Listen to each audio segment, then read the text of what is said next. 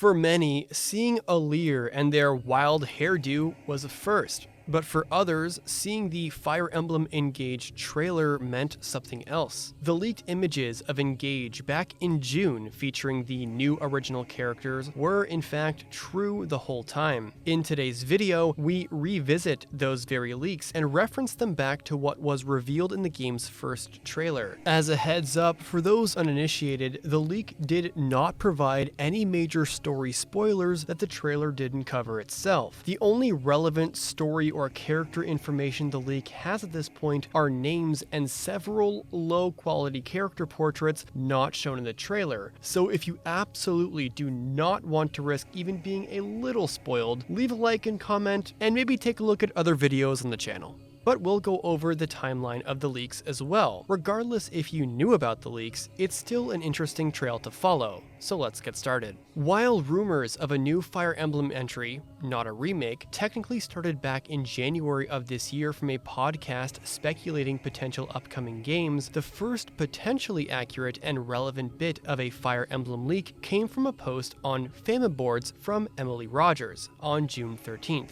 As she chimed on an idea mentioned in that podcast that a new entry in the franchise was coming soon, and she provided more concrete details. According to her, the upcoming game would be a collaboration between Intelligent Systems, Koei Tecmo, and Gust, a KT Holdings division responsible for working on the Atelier franchise, with the latter assisting heavily on the graphics. It was intended to be a celebratory game and thus be released for Fire Emblem's 30th anniversary, as in back in 2020 before plans changed, probably having to do with COVID. Interestingly enough, it's been claimed that the game had been finished for over a year already, thus making the lack of an early reveal all the more curious. Story-wise, the leaks said the main character would have red and blue hair, and that their mother was a dragon. While gameplay-wise, there would also be a new emblems mechanic where one could summon previous Fire Emblem protagonists in battle, comparing it to a home console version like Fae. Then the next day, Reddit user Miasma Delta confirmed that the game Emily reported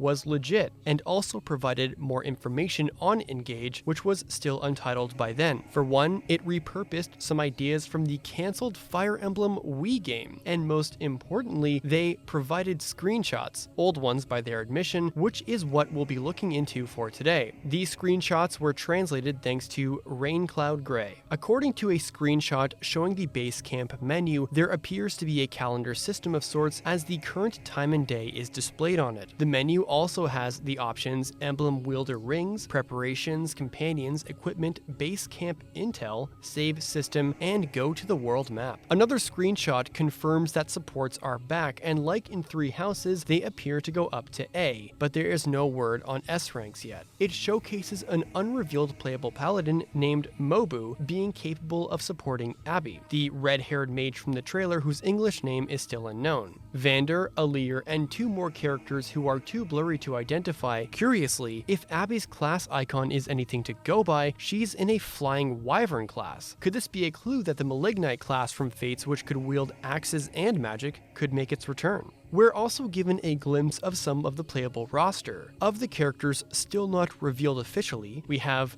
Mobu, Diamond, Jacoba, Hanatsuki, and an unknown person. Most notably, the screenshot shows Anna is once again playable and has supports, unlike in Three Houses, where she had none despite being paid DLC. Finally, the leaks show a support between Mobu and Vander, where they talk about a guy named Lord Lumiere, who hasn't been revealed thus far. And here are some of my closing thoughts on this. Now that the leaks are in fact real, the most curious things I find are everything else yet to be confirmed. Namely, the recycling of ideas from the cancelled Wii game, which, okay, we are about to dig a little deep into some Fire Emblem trivia that folks may not be aware of. What could this speculation even mean? Well, back after Radiant Dawn was released, the developers were faced with a crossroads on where to take the series after Radiant Dawn unfortunately sold poorly. poorly, and so the developers sought different ideas. In an interview done with Toru Naohiro, the producer of Radiant Dawn at the time, who now does general producing and supervision, featured in the making of Fire Emblem, briefly features screenshots of the elusive, their name, Fire Emblem title, and explains some of those gameplay aspects. Number 1. Field exploration. As per the translated images, the player could freely explore, hold conversations, and encounter enemies in this part. If the player's character touched an enemy symbol, a battle would begin. This game made use of the symbol encounter from other RPGs in this way. Aside from just the road, there were towns, buildings, and caves that could be entered. Further images also suggest that villages and other such areas could be explorable. And number 2, to quote the interview directly, the basis of the experiment, yes, it was an FE game where you would take a large group of people with you, much like Pikmin. For a long time, we diligently continued to develop this experimental project, steadily learning new things.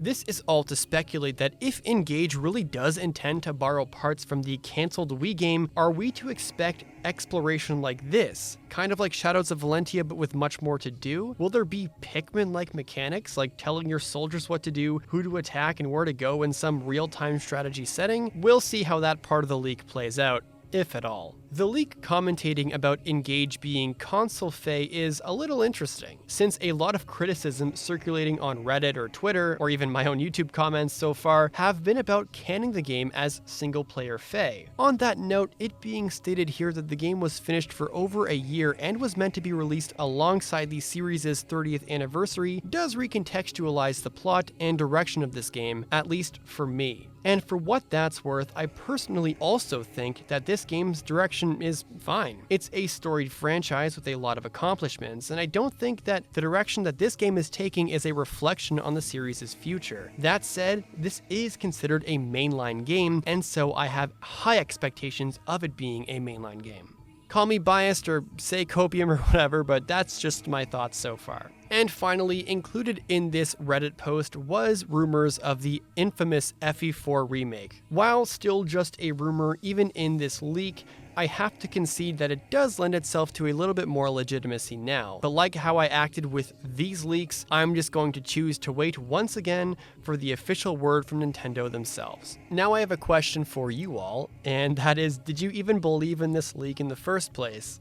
And I'll just take this opportunity as well to say thank you so much for the recent support on the channel as I'm covering Fire Emblem Engage. The channel is less than 1,000 subscribers away from 100,000. So if you're seeing my content and you're seeing my coverage on Engage in your recommended tab or on the sidebar or whatever, and you haven't subscribed yet, please consider doing so. I cover Fire Emblem content of all games. I have a bunch of character analysis and mechanic gameplay stuff. Literally anything you can think of Fire Emblem related, I probably have covered at some capacity. So if that is interesting to you and you want to learn more about Engage or Three Hopes lore or anything, stay tuned and subscribe. With that all being said, thank you so much for tuning in, and I'll see you in the next one. Deuces.